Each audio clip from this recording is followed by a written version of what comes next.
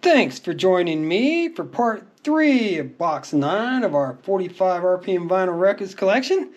And for what it's worth, I'll tell you, I really appreciate you taking the time to spend with me and watch these videos on the channel. And we're starting off here with Buffalo Springfield, for what it's worth, which you might not recognize by that title, but stop. Hey, what's that sound? Everybody look what's going around. Or down. You know that song, you just might not recognize it by the title. And the B-side, Do I Have to Come Right Out and Say It? Neil Young composition. You know, Neil Young was a part of Buffalo Springfield. I believe Stephen Stills was as well, and that's where they met and got to know each other. But that is a real good song to have, and I've got quite a few copies of it actually on 45. So I may have already shown you that one in a previous video, but it's a good one to start part 3 up with.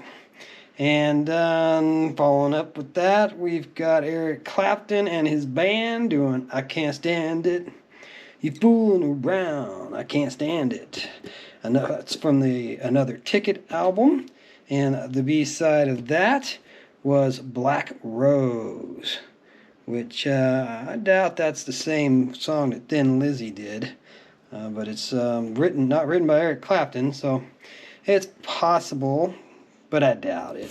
But Thin Lizzy's Black Rose, really great song. If you like Thin Lizzy, or you have any interest in Thin Lizzy at all, definitely worth hearing that one.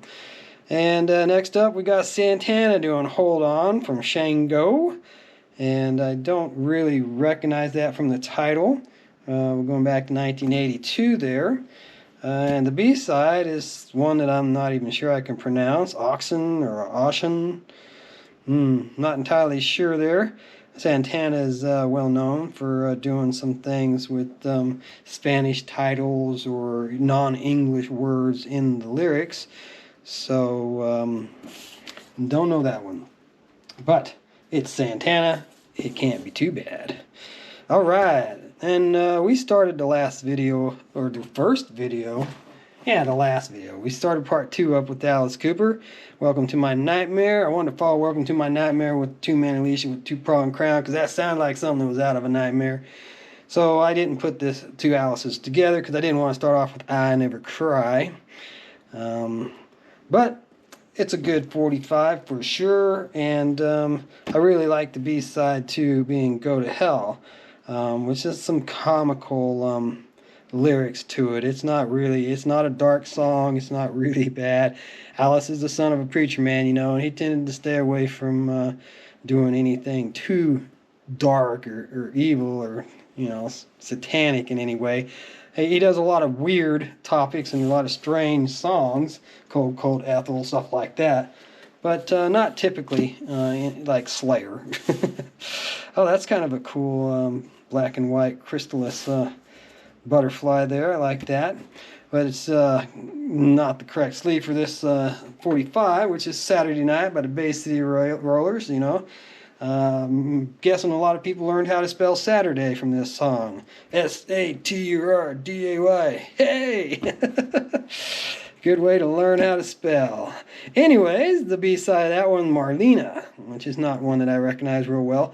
And I think I've got a couple of different versions of Saturday Night by the Bay City Rollers that have a different song on the B-side. I think so. Wouldn't swear by it. But that's why I went ahead and showed that one, because I think that's another one that we may have already covered in the past. But, you know, I don't have a problem with recovering stuff, and I pulled out a whole box of duplicate ones that I know I've covered in previous videos, and I plan to film that box because, you know, the previous one that I filmed may have had a sticker on it, may have had somebody's name written on it, various reasons. It may have had a completely different edition printing on the label. So that's why, to me, it's not so much bad repeating a song. They repeat songs every day on the radio. Seeing the same song on one of my videos here, it shouldn't be all that big a deal. Jethro Tull doing Bungle in the Jungle here. It's a really good song by them. And the B-side of that one being Backdoor Angels, which is not a song that I remember too well, but War Child wasn't one of the Jethro Tull albums that I really listened to a lot. That was a little bit later. I was getting into heavy metal around that time that came out. Well, no, it said 1974, so I can't necessarily say that's true. But by the time I discovered Jethro Tull and started listening to his albums, Benefit and Aqualung were his two big albums for me that I really liked a lot. All right, next up we got Stevie Ray Vaughan, and The Sky is Crying. It's another one of those silver print. I wish they'd never used silver print on a 45 label. It does make for some difficulties. Chitlins Con Carne is being the B-side of that one. And yeah, whoever had that idea of a silver print on a dark background, man, that was not a good idea. And I know I've said that in other videos, and I shouldn't keep repeating myself, but it sure has made it difficult to film some of these. Like, look at this Tough Enough by the fabulous Thunderbirds, which is cool. They're having Jimmy Vaughan follow Stevie Ray Vaughan.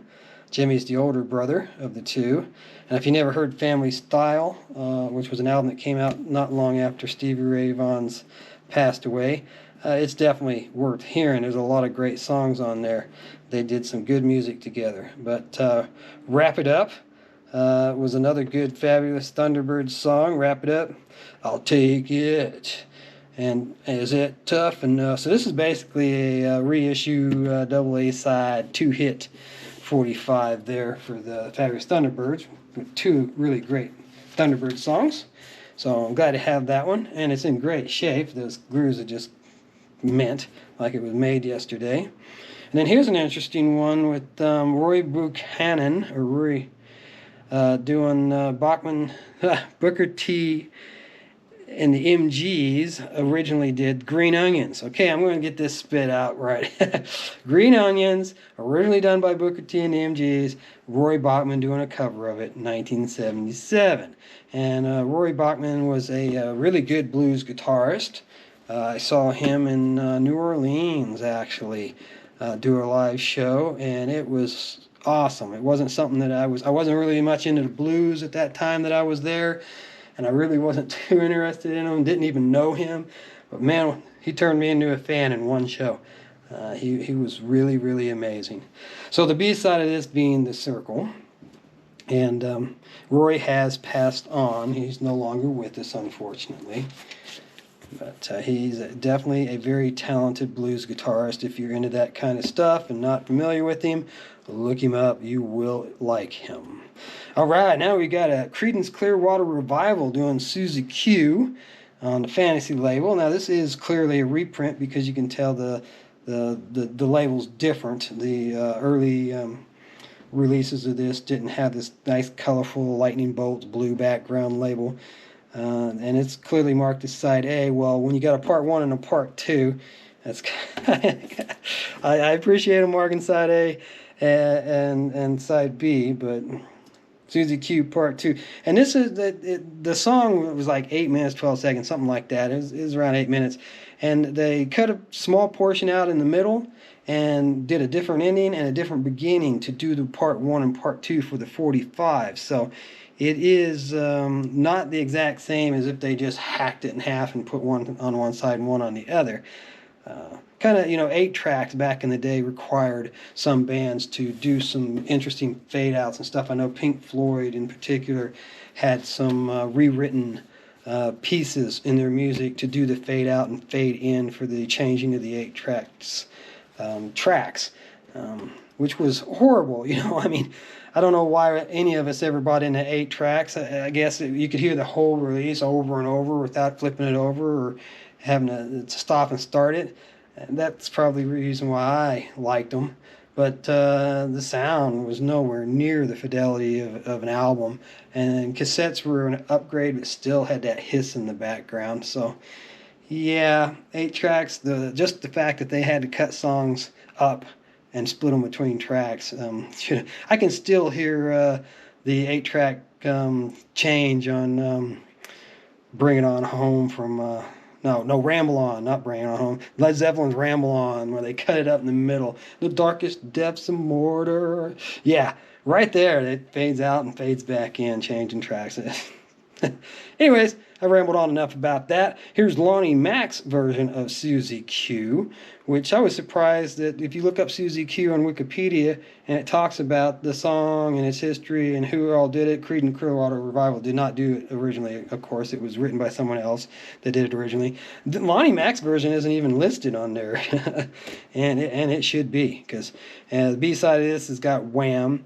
That might actually be the A-side, and Stevie Ray Vaughan did a cover of this song as well, so you might know it from Stevie Ray Vaughan's version. So being that Wham was written by Lonnie Mac, that was probably the A-side, and Susie Q was actually the B.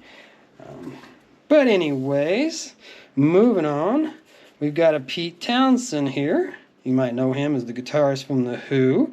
Let my love open the door to your heart. That was a really good solo song for him. It's probably one of my more favorites of his solo songs.